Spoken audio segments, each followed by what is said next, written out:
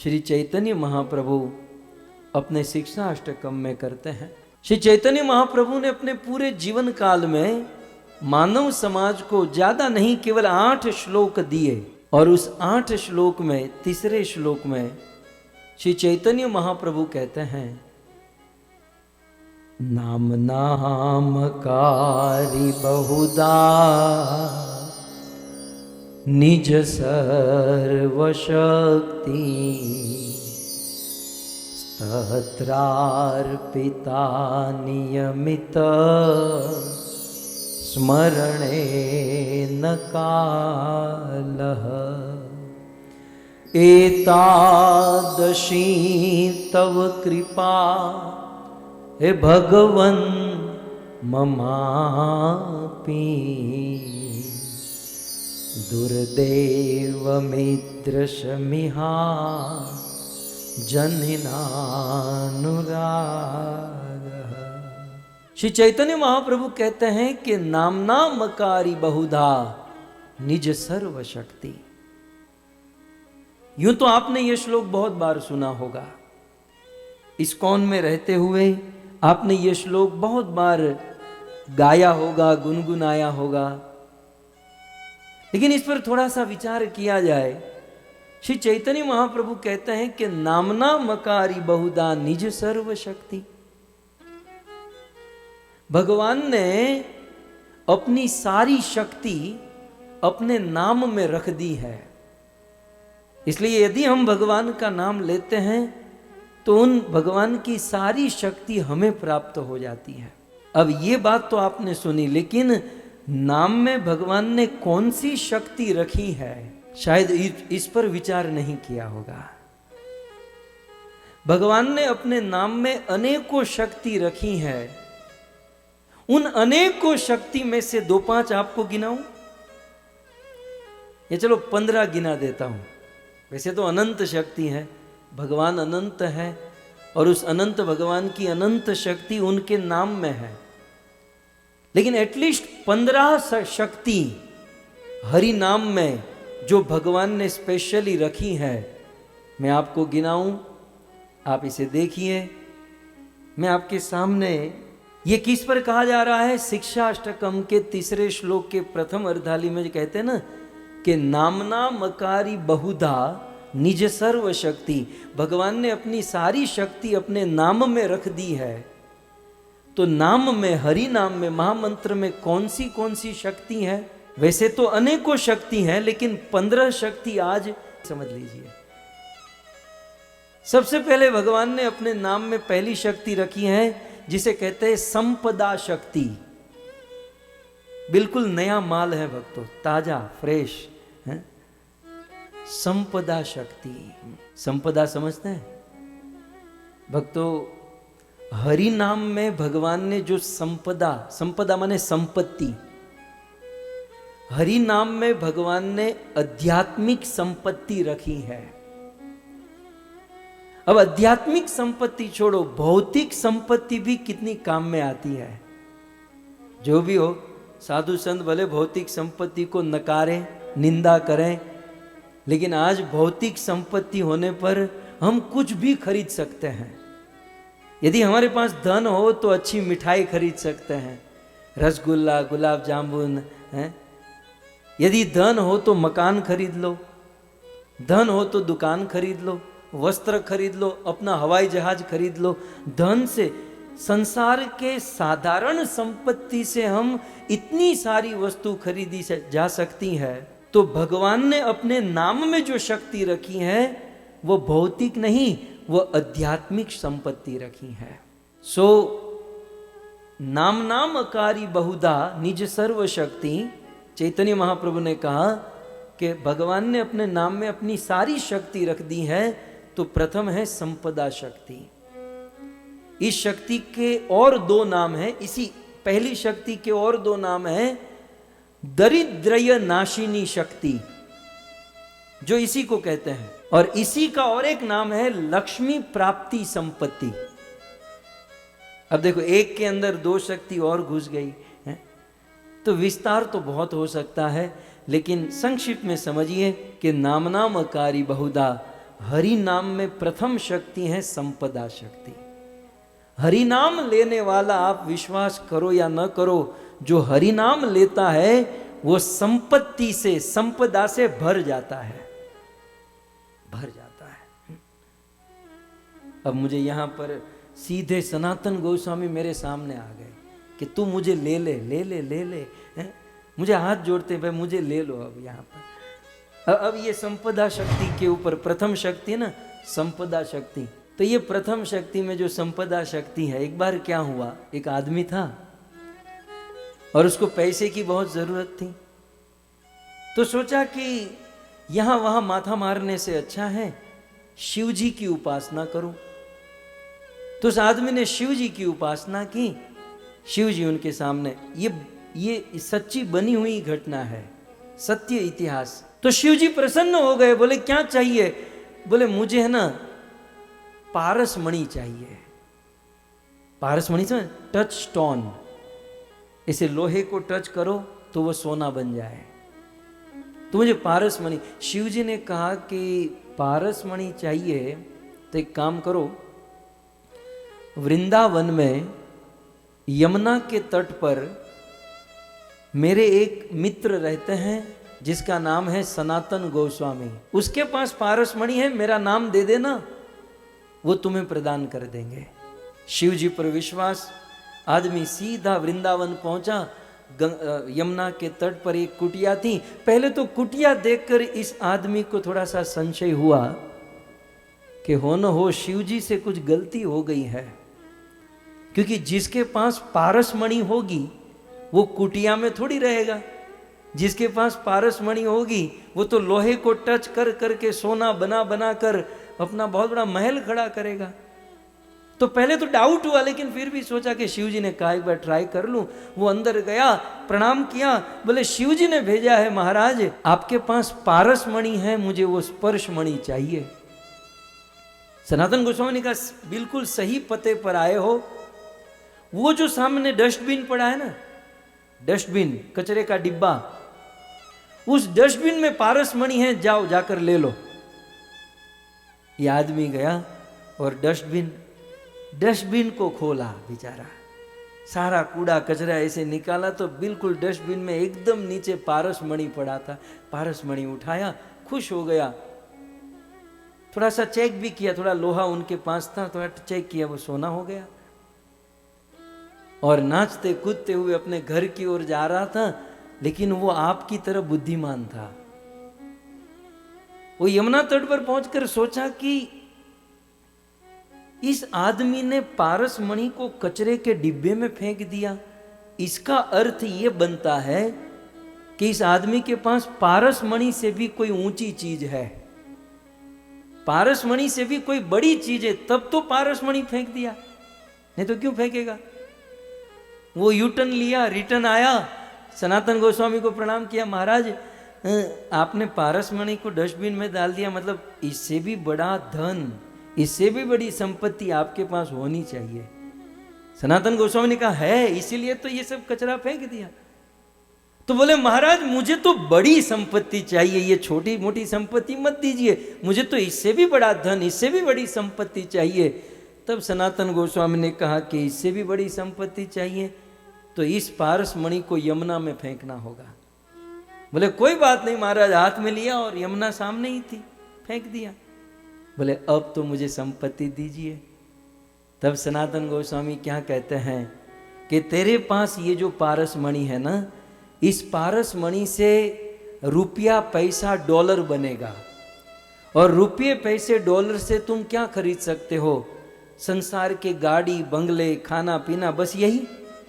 लेकिन मैं तुझे जो संपत्ति दूंगा, गौलो केर प्रेम धन हरि नाम संकीर्तन, ये जो हरि नाम रूपी संपत्ति है उससे साक्षात लक्ष्मीपति कृष्ण को खरीद सकते हो। संसार के धन से साधारण वस्तु खरीदी जा सकती है, लेकिन हरि नाम रूपी संपत्ति से लक्ष्मीपति, लक्ष्मी के नाथ कृष्ण को खरीदा जा सकता है। और इसलिए नाम नामकारी बहुधा निज सर्वशक्ति, उन सभी शक्तियों में पहली शक्ति है संपदा शक्ति। हरि नाम में प्रथम शक्ति भगवान ने रखी है संपदा। संपदा माने अध्यात्म संपत्ति, दारिद्र्य नाशिनी, लक्ष्मी प्राप्ति। संपदा शक्ति हरि नाम की प्रथम शक्ति है। इस पर भी एक कथा होनी चाहिए, नाम नामकारी बहुधा, क्योंकि हमारे पास तो इतना टाइम नहीं है। हम तो केवल ये जो हरि नाम के साधक भक्त हैं उनके लिए थोड़ा हरि नाम की महिमा बता रहे हैं। तो ये प्रथम शक्ति। अब हरि नाम नाम नामकारी बहुधा निज सर्व शक्ति में दूसरी शक्ति है, आप देख सकते हैं, भुवन पावनी शक्ति। भुवन पावनी का अर्थ होता है भगवन नाम का जप करने से, भगवन नाम का जप करने वाला व्यक्ति जहां जहां अपना कदम रखता है उस स्थान को पवित्र कर देता है और स्वयं तो पवित्र होता है, अपने आजू बाजू के वातावरण को पवित्र कर देता है। आप देखिए, जो बहुत हरि नाम जप करता होगा ना, वो इतना पवित्र हो गया होगा, इतना पवित्र हो जाता है कि फिर लोग उनके प्रति स्वाभाविक आकर्षित होते हैं। वो एक चुंबक की तरह हो जाता है और लोगों का उनके प्रति स्वाभाविक आकर्षण बढ़ जाता है। क्यों? क्योंकि वो हरि नाम से अपने आप को पवित्र बना चुका है। कितनी भी अपवित्र स्थान हो, कितना भी अपवित्र जगह हो, लेकिन हरि नाम किया जाए। हमारे श्रील प्रभुपाद जब भारत से अमेरिका आए और यहां पर इस धरती पर वे भागवत का, हरि नाम का प्रचार कर रहे थे, तो उन दिनों प्रभुपाद जी के पास कोई धन नहीं था, बड़ी स्ट्रगल के दिन थे। और उन दिनों श्रील प्रभुपाद शराब की दुकानों में, बड़े बड़े अवैध कार्य जहां होते थे, उन स्थानों को खरीदकर वहां हरिनाम किए और आज वे स्थान बड़े बड़े मंदिरों में बदल गए। अपवित्र से अपवित्र स्थान, शराब की भट्टियां जहां चलती थी, वहां बड़े बड़े इस्कॉन के मंदिर खड़े हो गए। कारण हरि नाम का प्रभाव। ये दूसरा पॉइंट जो है ना, हरि नाम में भुवन पावनी शक्ति है। हरि नाम से भुवन पवित्र होता है। कितना भी अपवित्र स्थान हो, कई बार कुछ लोग कहते हैं ना, हमारे यहाँ प्रेत आत्मा भटकती है, हमारे वहाँ फलाने दोष हैं, ये दोष है, वो दोष है, लेकिन कुछ करने की जरूरत नहीं। हरि नाम करो, हरि नाम का जाप करो, संकीर्तन करो, भुवन भूमंडल पवित्र हो जाता है। तो ये दूसरी शक्ति है। नाम नामकारी बहुधा निज सर्व शक्ति में तीसरी शक्ति है, आप देख सकते हैं 3rd नंबर पर। ये श्लोक को मैंने स्प्लिट कर दिया ताकि आप इजी तरीके से समझ सको, नंबर देकर आपको श्लोक को स्प्लिट किया है। सो तीसरी शक्ति है सर्व व्याधि विनाशिनी शक्ति। हरि नाम में भगवान ने अपनी शक्ति रखी है, तो तीसरी शक्ति है सर्व व्याधि विनाशिनी। ये हरि नाम के द्वारा होने वाली व्याधि, होने वाले रोग जो है ना, दूर हो जाते हैं। आयुर्वेद कहता है, शास्त्र कहता है कि आप देखो, इसका अर्थ ये नहीं है कि हमें डॉक्टर के पास नहीं जाना चाहिए, हमें दवाई नहीं लेनी चाहिए, हमें औषधि नहीं लेनी चाहिए, सब कुछ लेना चाहिए। लेकिन आयुर्वेद कहता है कि जब आप औषधि लेते हो ना, तो औषधि लेते समय दाहिने हाथ में आप औषधि पकड़ो और फिर अपने मुख से हरि नाम बोलो, ओम नमो नारायण, या फिर हरे कृष्ण कृष्ण कृष्ण हरे हरे। ये महामंत्र 21 बार बोलो। 21 बार महामंत्र बोलकर औषधि लोगे तो आपको 3 बार औषधि लेकर जो इफेक्ट होनी होगी वो एक ही बार में इफेक्ट हो जाएगी। उस औषधि में रोग नाशिनी शक्ति बढ़ जाएगी। क्यों? क्योंकि हरि नाम में सर्व व्याधि विनाशिनी शक्ति है। हरि नाम में सारे रोगों को दूर करने की शक्ति है। देखो, शास्त्रीय प्रमाण तो हम आपको रोज देते हैं। मैं आपको एक जनरल एग्जाम्पल दूं। गांधी जी का नाम तो सुना होगा। दिल्ली में बड़ा क्रांतिकारी कार्य किया गांधी बापू ने। गांधी जी के विषय में, जीवन में बीती हुई घटना में आपको कहूं, सर्व व्याधि विनाशिनी शक्ति के ऊपर।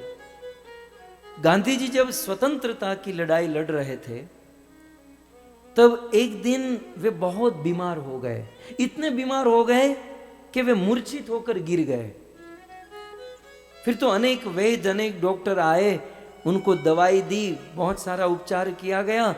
और जब गांधी जी को होश आया तो देखा कई सारे डॉक्टर खड़े हैं, नर्सें खड़ी हैं, उनका इलाज चल रहा है। तब होश में आकर गांधी जी ने इतना ही कहा कि आप इतने सारे डॉक्टर एकत्रित हुए, आपने इतना इतना किया, उससे तो अच्छा था कि आप लोग ने मिलकर हरिनाम कीर्तन किया होता तो मैं अधिक प्रसन्न होता और मैं जल्दी ठीक हो जाता। डॉक्टरों ने कहा ऐसा कैसे? बोले मेरे पर विश्वास करो, मेरी मां, अब गांधी जी अपनी कथा सुनाते हैं, बोले मेरी मां जो थी जब 86 साल की हुई, 86 साल की हुई, और मैं तो स्वतंत्रता की लड़ाई लड़ रहा था और मेरी मां आश्रम में रहती थी, और उस आश्रम में एक दिन मेरी मां बहुत बीमार हो गई। अनेकों डॉक्टर आए, उन्होंने इलाज किया, माता जी की नाड़ी देखी और कहा कि केवल 24 घंटा इससे निकलेगा। गांधी जी को दूर से बुलाया गया क्योंकि अंतिम घड़ी थी, 84 ईयर हुआ था। गांधी जी अपनी माता जी के पास आए और गांधी जी की माता अपने, यद्यपि पुत्र थे लेकिन अपने पुत्र को गुरु मानती थी, कपिल देवहूति की तरह। तो उस अंत समय में माता जी ने कहा कि बस अब तो मेरा अंतिम समय आया, अब मैं क्या करूं? तब गांधी जी ने कहा कि आप राम नाम का उच्चारण कीजिए, आप हरि नाम का उच्चारण कीजिए।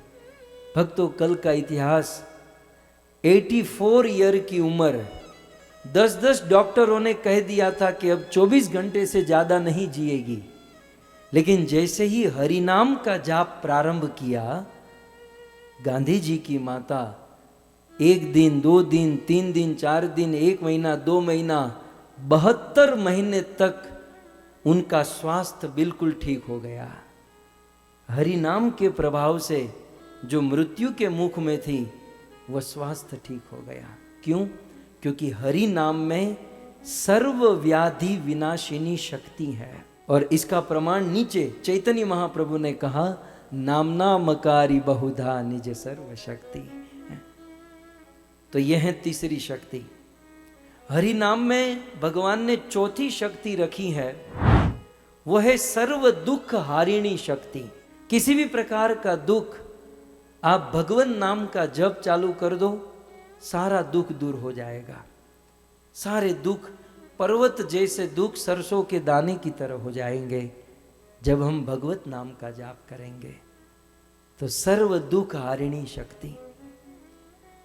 फिर भगवान ने अपने नाम में और एक शक्ति रखी है, वो है कलिकाल भुजंग भय नाशिनी शक्ति। कलिकाल भुजंग भय नाशिनी शक्ति, अर्थात कलयुग के दोषों को हरने की शक्ति। कलयुग तो दोषों का समुद्र है। कलयुग में यदि लोगों में दोष देखना शुरू करे तब तो ये भागवत भी छोटा पड़ जाएगा, इतनी कथाएं हो जाएगी। कलयुग में तो दोष ही दोष। रामायण में तो बड़े विस्तार से कहा गया, कलिकाल बिहाल किए मनुजा, नहीं मानत को अनुजा तनुजा। कलयुग तो भयंकर है, लेकिन ऐसे घोर कलयुग में भी यदि हम हरि नाम का जाप करते हैं तो भुजंग भय नाशिनी, माने कलयुग के जो भुजंग माने जो दोष है वो दोष को हर लेता है ये महामंत्र। फिर छठी भगवान ने शक्ति रखी महामंत्र के अंदर, और एक शक्ति, जब भी हम महामंत्र लेते ना, हरि नाम जाप करते, तो ये सारी शक्तियां हमारे अंदर संचारित होती है। तो छठी शक्ति है नरकोद्धारिणी शक्ति। नरक उद्धारिणी शक्ति। यदि किसी का फिक्स्ड हो कि ये बंदा नरक में जाने वाला ही है, और हमारे चेहरे ही बोलते हैं कि ये नरक में ही जाएगा, वो चेहरे देख के ही पता चल जाता है कि ये बंदा नरक में अवश्य जाएगा। क्योंकि हमने क्या क्या पराक्रम किए हैं, क्या क्या लीलाएं हुई है, वो तो हम या परमात्मा ही जानते हैं। सो जिसका नरक फिक्स है, परंतु हरि नाम यदि कोई उच्चारण करे तो इस हरि नाम में नरकोद्धारिणी शक्ति है। अर्थात ये हरि नाम नरक से उद्धार कर देता है। और इसका ज्वलंत प्रमाण दूर कहां जाना, श्रीमद् भागवत जी में ही देखिए।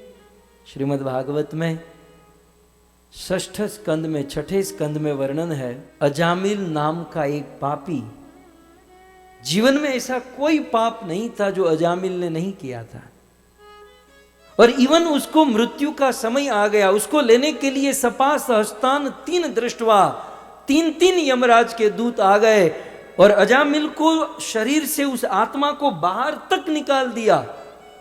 लेकिन म्रियमाणस्य अजामिल ब्रौतो हरि कीर्तनम भर्तुर नाम महाराज पार्षदा सहसा पतन।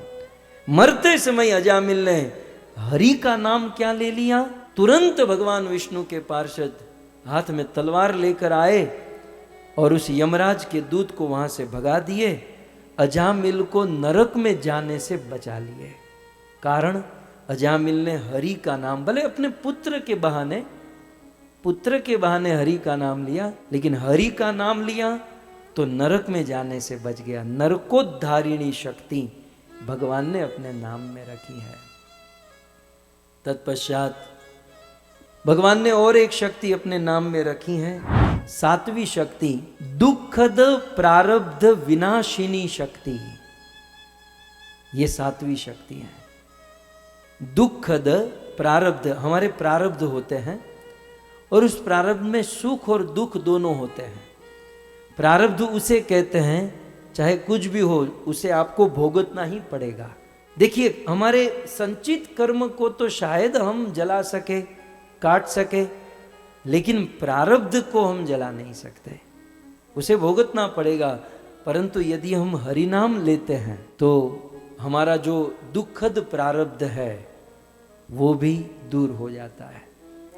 इस दुनिया में हमने अनुभव की हुई बात है, संसार में आप अपने समाज में या किसी अन्य समाज में या किसी अन्य लोगों से धिक्कारे गए हो, संसार से हमको गिराए गए हो, संसार ने हमको हटाया हो, धिक्कारा हो, लेकिन एक बार यदि हम हरि नाम का आश्रय ले लेंगे तो जिन संसार वालों ने हमको गिराया था, हटाया था, धिक्कारा था, वही संसार के लोग हमारे चरणों में गिर जाएंगे, आपके चरणों में हो जाएंगे।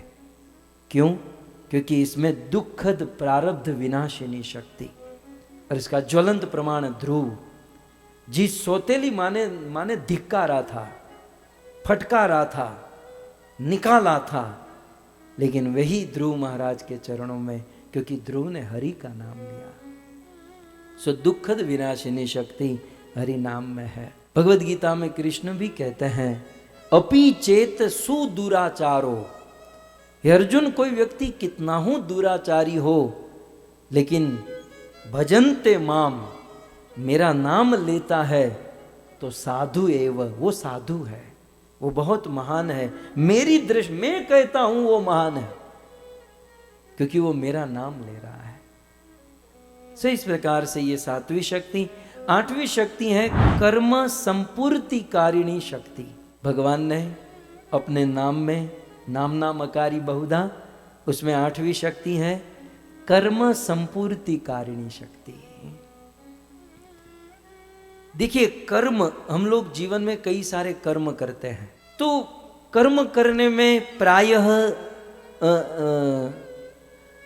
योग, वार, नक्षत्र देखा जाता है, पांचांग देखा जाता है। लेकिन यदि हरि नाम का आश्रय लिया है तो जीवन में कोई भी कर्म करो, हरि नाम का आश्रय लेने वाले को मुरहुत देखने की जरूरत नहीं है। जहां तक हमारा जो सर्कल है, मैं बड़े बड़े भागवत के वक्ताओं को जानता हूं, जब भी भागवत कथा का इनविटेशन उनके पास आता है तो पहले पंचांग खोलते हैं और फिर पंचांग में तिथि देखते हैं। और सही बात है कि भाई किस उद्देश्य से भागवत करना है तो कौन सी तिथि में शुरू करना चाहिए, ये सब सिस्टम है।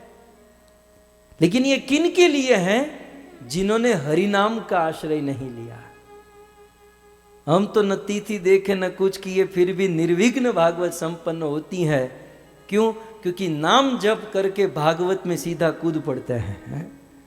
नाम का आश्रय लिया तो कर्म संपूर्तिकारिणी, जो कर्म है कर्म कांड है वह संपूर्ण हो जाता है, वह अधूरा नहीं रहता, उसमें कोई दोष नहीं रहता। तो ये है, भगवान ने ये विशेष शक्ति अपने नाम में रखी है। ये कर्म कांड भी हरि नाम के बिना पूर्ण नहीं होता। आप में से कोई ब्राह्मण हो तो आप जानते होंगे, या जब भी कोई ब्राह्मण कोई कर्म कांड करते होंगे तो आप सुनते होंगे कि सारा कर्म कांड हो जाने के बाद ब्राह्मण देवता एक मंत्र बोलते हैं कि भाई इस कर्म कांड की विधि में जाने अनजाने में कोई गलती हो गई, कोई त्रुटि रह गई, तो हम हरिनाम लेंगे और हरिनाम के द्वारा जो भी त्रुटि है वो परिपूर्ण हो जाएगी। क्यों? क्योंकि हरिनाम में ये शक्ति है। क्या शक्ति है? कर्म संपूर्ति कारिणी शक्ति, नाम नामकारी, सर्व वेद तीर्थ आदि फलदायिनी शक्ति। अद्भुत। हमारे भारत में क्या ना, जो वेद पढ़ता है उसे पुण्यात्मा माना जाता है। वेद पढ़ने वाला पुण्यात्मा, भाई बड़ा आदमी, भाई प्रणाम करो बहुत है? तो वेद पढ़ने वाला पुण्यात्मा है। लेकिन उस पुण्यात्मा के सामने द्विवेदी, द्विवादी माने दो वेद पढ़ने वाला आ जाए तो वो एक वेद पढ़ने वाला उसको प्रणाम करता है, क्योंकि एक वेद के सामने द्विवेदी बड़ा होता है। अब द्विवेदी के सामने त्रिवेदी आ जाए तो वो द्विवेदी त्रिवेदी को प्रणाम करेगा, और त्रिवेदी के सामने चतुर्वेदी आ जाए तो त्रिवेदी चतुर्वेदी को प्रणाम करेगा। तो ये सब डिग्री है, द्विवेदी, त्रिवेदी, चतुर्वेदी। लेकिन चतुर्वेदी जो सबसे ऊंचा होता है, चारों वेद पढ़ चुका है, लेकिन चतुर्वेदी के सामने कोई हरिनाम जाप करता हो ना, तो बड़े बड़े चतुर्वेदी भी हरिनाम जाप करने वालों के चरणों में गिर जाएंगे। क्यों? क्योंकि चारों वेदों का सार क्या है? हरिनाम। वेद चाहे जानते हो ना जानते हो, लेकिन वेदों का कंक्लूजन हरिनाम है। एक और चारों वेदों को पढ़ लिया लेकिन हरिनाम नहीं लिया, तो चारों वेदों को पढ़ने का कोई लाभ नहीं है। और दूसरी ओर आपने चारों वेद नहीं पढ़े, लेकिन वेदों का कंक्लूजन, निचोड़ हरिनाम है। आप हरिनाम लेते हो, हरिनाम जाप करते हो, तो मानो आपने चारों वेदों को समझ लिया। सो हरिनाम लेने वाला चारों वेदों को धारण करने का फल प्राप्त करता है। और साथ ही साथ सर्व वेद, आप नौवीं शक्ति देखिए नीचे, सर्व वेद और प्लस तीर्थादिक और प्लस सभी तीर्थों में भ्रमण करने का फल प्राप्त कर लेता है। तो इस प्रकार नाम नामकारी बहुधा निज सर्वशक्ति में नौवीं शक्ति है। आइए 10वीं शक्ति, सर्व अर्थदायिनी शक्ति। ये भी बहुत सुंदर है। आप इसको है ना एक बार इस्तेमाल करके देखो। आपको अपने जीवन में, मैं भी आपके साथ ही हूं, हम सबको अपने जीवन में जो कार्य सबसे हार्ड लगता है, मतलब आपको जो कार्य सबसे कठिन मतलब कोई स्टूडेंट है, उनको साइंस के सब्जेक्ट में बहुत वीक है, या मैथ में वीक है, या कोई स्टूडेंट कोई सब्जेक्ट में वीक है, बिजनेसमैन किसी अपने में वीक है, आपका जो पार्ट वीक है, कोई तो कमी होगी ना। तो आप क्या करो, सुबह ब्रह्म मुहूर्त में उठो, हरि नाम का जाप करो, और फिर जिस पार्ट में आप वीक हो उसका अभ्यास शुरू करो। बहुत कम समय में, मैं आपको गारंटी देता हूं, 3 महीने में आप उसमें विशारद प्राप्त कर लोगे। क्यों? क्योंकि हरि नाम में सर्व अर्थदायिनी शक्ति है। जिस जिस विषय में आपको लगता है कि मुझे विशारद, मुझे एक्सपर्ट बनना है, हरि नाम का आश्रय लेकर वो कार्य करो, आप सफल हो जाओगे। ये हमारा अनुभव है। नहीं तो 10वीं फेल आदमी हजारों श्लोक कंठस्थ कर लेना, ये हरिनाम की कृपा नहीं तो और क्या है। हरिनाम का आश्रय लेने वाला व्यक्ति जिस फील्ड में चाहे उस फील्ड में विशारद प्राप्त कर सकता है। सो सर्व अर्थदायिनी शक्ति श्री हरिनाम में प्राप्त होती है। फिर 11वीं शक्ति, नाम नामकारी बहुधा। मैं फिर से कहूं, ये श्लोक है, श्लोक को तोड़कर मैंने सीक्वेंस में रखे हैं नंबर के साथ, ताकि आप उसे समझ सको। 11वीं शक्ति है जगत आनंददायिनी शक्ति। जगत आनंददायिनी शक्ति, हरि नाम में भगवान ने एक शक्ति रखी है जिससे पूरे जगत को आनंद आएगा। तो जब प्रोसेस क्या है, जब हम हरि नाम लेते हैं तो हमारे हृदय में आनंद आता है और हम आनंद समुद्र में गोता मारते हैं। और एक बात कहें, जब अपने हृदय अपने चित्त को आनंद आता है ना, तो अपने को पूरी दुनिया आनंदमय दिखाई देती है। और जब हम खुद दुखी होते तो सब दुखी दिखाई देते हैं। अब जैसी दृष्टि वैसी सृष्टि। सो हम प्रसन्न तो पूरी दुनिया प्रसन्न। तो हम प्रसन्न कैसे होंगे? हरि नाम लेकर। जब हम हरि नाम लेते हैं तो हृदय आनंदित हो जाता है और उससे जगत आनंददायिनी शक्ति। 12वीं शक्ति, 11 हो गई, 12वीं शक्ति है, ये अलग है, थोड़ा स्पेलिंग ध्यान से देखिएगा। जगदान दायिनी शक्ति। जगदान संधि विच्छेद करूं तो जगत दान दायिनी शक्ति। हरि नाम में भगवान ने और एक शक्ति रखी है, बहुत सुंदर शक्ति है ये। और ये शक्ति कैसी है? जगत को दान करने की शक्ति। आपके अंदर कितनी कैपेसिटी, कितना दान कर सकते हो? 200, 500, 1000 है? ये सब बस 200, 500, 1000 अपनी कैपेसिटी कितनी है? हम यदि दान करेंगे भी, मुझे दान नहीं चाहिए है भाई, नहीं तो किसी को लगा फंड फाड़ा शुरू कर दिया है। कोई फंड फाड़ा नहीं है। मैं जस्ट आपको ये पॉइंट आया इसलिए कह रहा हूं कि मान लो हमें दान करना हो तो हमारी कैपेसिटी क्या है, हम कितना कर सकते हैं। लेकिन भगवान ने हरि नाम में एक शक्ति रखी है, 12 नंबर की शक्ति, वो है जगत दान दायिनी शक्ति। इसका अर्थ क्या है? यदि आप हरि नाम लेते हो ना, तो पूरा जगत दान करने का फल आपको प्राप्त हो जाएगा। वैसे 200, 500 दान करेंगे, लेकिन हरि नाम लेने से जगत को दान करने का फल, कितना भी गरीब से गरीब आदमी हो, कंगाल से कंगाल आदमी हो, लेकिन यदि वो मंत्र का जाप करता है तो जगत दान करने का फल प्राप्त कर जाता है, क्योंकि ये शक्ति भगवान ने अपने नाम में रखी है। थर्ड लास्ट 13वीं शक्ति है अमित गदिदायिनी शक्ति। अमित गदिदायिनी शक्ति मतलब अमित गति, अमित गतिदायिनी शक्ति अर्थात अमित गति प्राप्त हो जाती है। अमित गति माने हम कल्पना भी नहीं कर सकते, हम सोच भी नहीं सकते, इतना प्रोग्रेस, इतनी ऊंचाई पर ये हरि नाम हमको पहुंचा देता है। इस दुनिया में आप बड़े बड़े साधु संत महात्मा को देखो, बैकग्राउंड देखा जाए तो बहुत वीक था। रत्नाकर डाकू से ही शुरू कर दीजिए।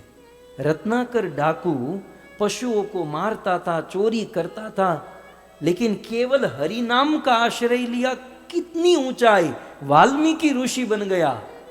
कितना बड़ा अंतर, कितनी बड़ी गति। हरि नाम का को ग्रहण करने से एक डाकू वाल्मीकि ऋषि माने भविष्यवेता हो गया। सो अमित गति, हरि नाम का आश्रय लेने वाला व्यक्ति, उसकी गति अमित हो जाती है, मतलब बहुत ऊंची हो जाती है। बंदा कल्पना नहीं कर सकता, उतना अध्यात्म मार्ग में आगे निकल जाता है।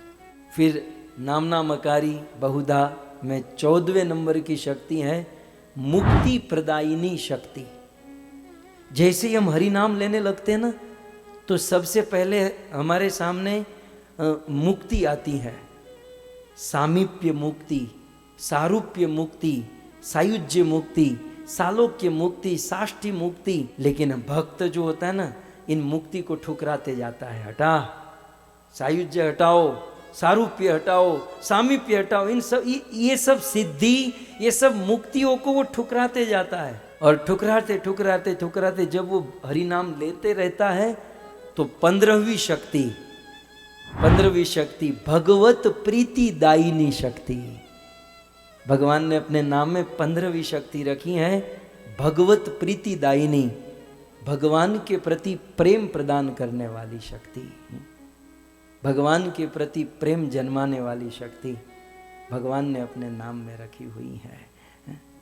सो इस प्रकार ये हम रोज हम सब भक्त एक साथ मिलकर जो हरि नाम ले रहे हैं, इस हरि नाम की यह अनंत असीम अपरिसीम महिमा है।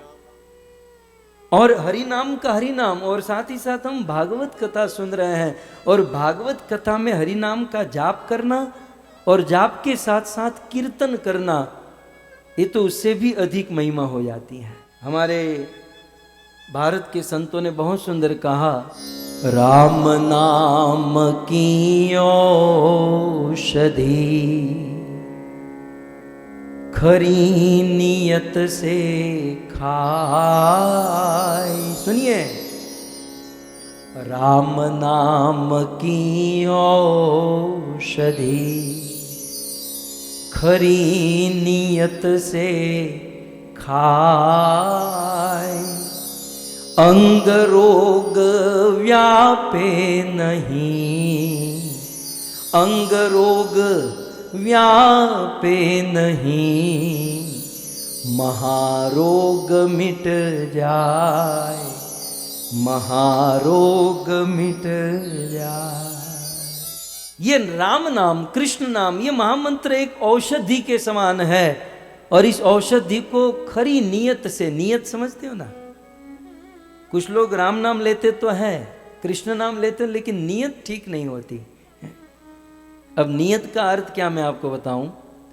ये औषधि जो है, यदि भगवान का नाम लें और भगवान का नाम लेने के साथ हम कीर्तन करें, नृत्य करें, तो आयुर्वेद कहता है, साइंस कहता है, और हमारे देश के ऋषि मुनि कहते हैं कि हमारे हाथों में और हमारे पाँव में कुछ ऐसे पॉइंट्स हैं जिसका सारा कनेक्शन हमारे हार्ट से, हमारे दिमाग से, हमारे पूरे शरीर से है। तो जब हम हरि नाम कीर्तन करते हैं और कीर्तन करते हुए ताली बजाते हुए नृत्य करते, नाचते हैं, तो ताली बजाते हुए हाथों के जो पॉइंट हैं वो एक्यूप्रेशर होते हैं, और नाचते हुए हमारे पाँव में जो कुछ पॉइंट हैं वो एक्यूप्रेशर होते हैं, और साथ ही साथ नाचते नाचते हमारा सांस फूल जाता है, उससे प्राणायाम होता है। तो हाथ में एक्यूप्रेशर, पाँव में एक्यूप्रेशर और प्राणायाम, ये तीनों होता है। लेकिन करना क्या होगा, राम नाम की औषधि खरी नियत से खाए, नियत से। कुछ लोग नाचते हैं लेकिन बस केवल ऐसे हिलते हैं, ज्यादा नियत गलत होती है। जैसे मीराबाई नाची थी, उन्मुक्त भाव से उदंड नृत्य कीर्तन करते हुए ईमानदारी से यदि कोई नाचता है तो फल क्या मिलेगा, अंग रोग व्यापे नहीं, तो उसके जीवन में कभी शरीर का रोग नहीं होगा, उसके शरीर में किसी प्रकार का रोग नहीं, और रोग होगा तो महारोग मिट जाए। तो शरीर का रोग नहीं होगा। और महारोग कौन सा है, पुनरपि जन्मम पुनरपि मरणम पुनरपि जननी जठरे शैन्यम, बार बार जन्म लेना मरना, इसे महारोग कहते हैं। तो भगवत नाम में संकीर्तन करने से, ताली बजाते हुए नृत्य करते हुए संकीर्तन करने से शरीर का रोग दूर हो जाता है, और भव रोग, महारोग, जन्म मृत्यु का रोग भी दूर हो जाता है। इसलिए 5 मिनट के लिए खड़े होकर भाव से कीर्तन करते हुए,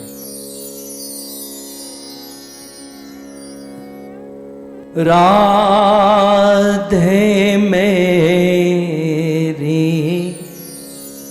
स्वामिनी,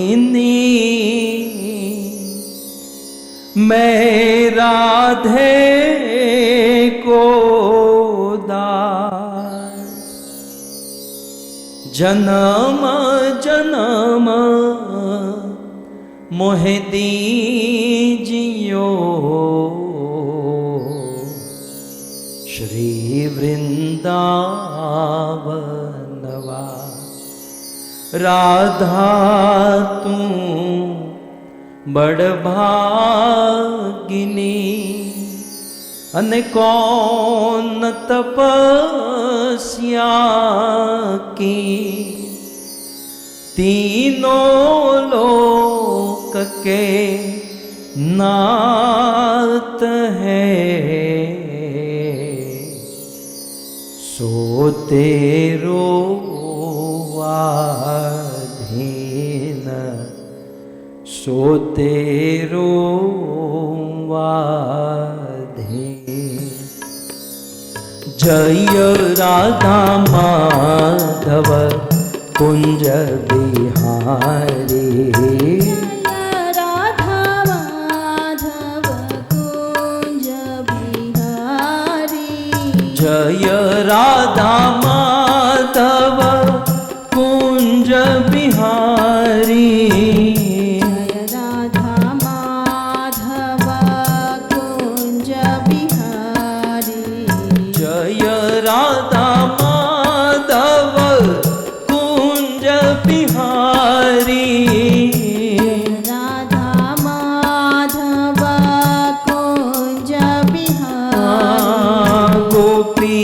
जनवल्लभ गिरिवरधारी।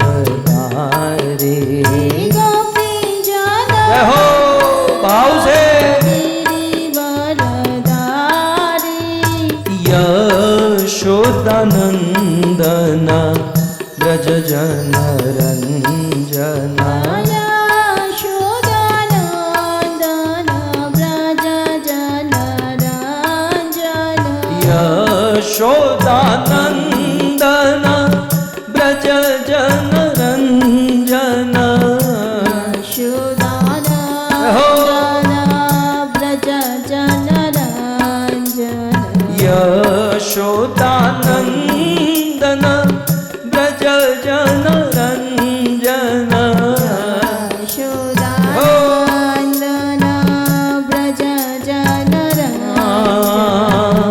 यमुना तीर वनचारी। यमुना तीर वनचारी।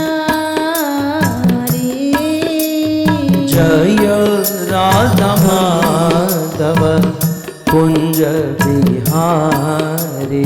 जय राधा माधव कुंज बिहारी। कृष्ण गोविंद गोविंद गोपाल नंद लाल।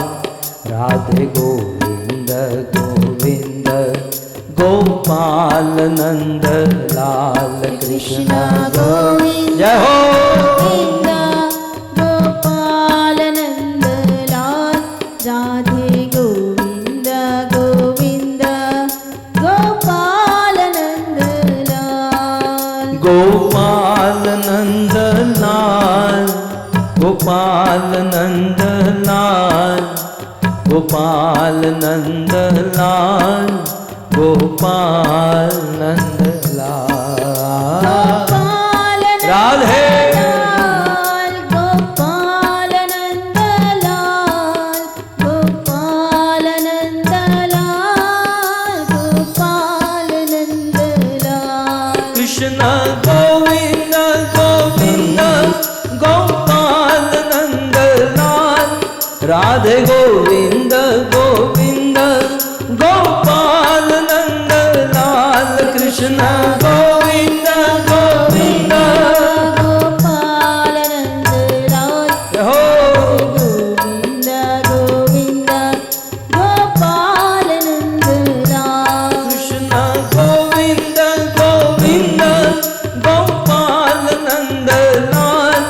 राधे गोविंद गोविंद गोपाल नंद लाल। कृष्ण गोविंद गोविंद गोपाल नंद लाल। राधे गोविंद गोविंद गोपाल नंद लाल। हरे कृष्णा कृष्णा कृष्णा हरे हरे। हरे राम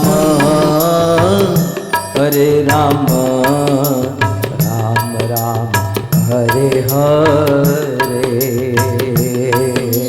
हरे कृष्णा कृष्णा कृष्णा हरे हरे। हरे राम राम राम हरे हरे। हरे कृष्णा कृष्णा कृष्णा हरे हरे। हरे राम राम राम हरे हरे। हरे कृष्णा कृष्णा कृष्णा हरे हरे। हरे राम राम राम हरे हरे। हरे कृष्णा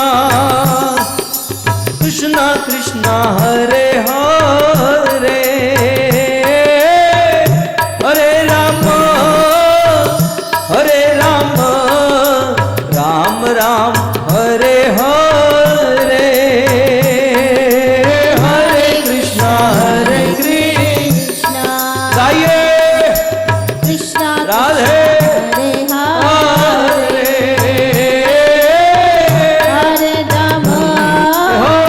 हरे राम राम राम हरे हरे ये बोलो हरे कृष्णा कृष्णा कृष्णा हरे हरे हरे राम राम राम हरे हरे हरे कृष्णा हरे कृष्णा राधे कृष्णा हरे हरे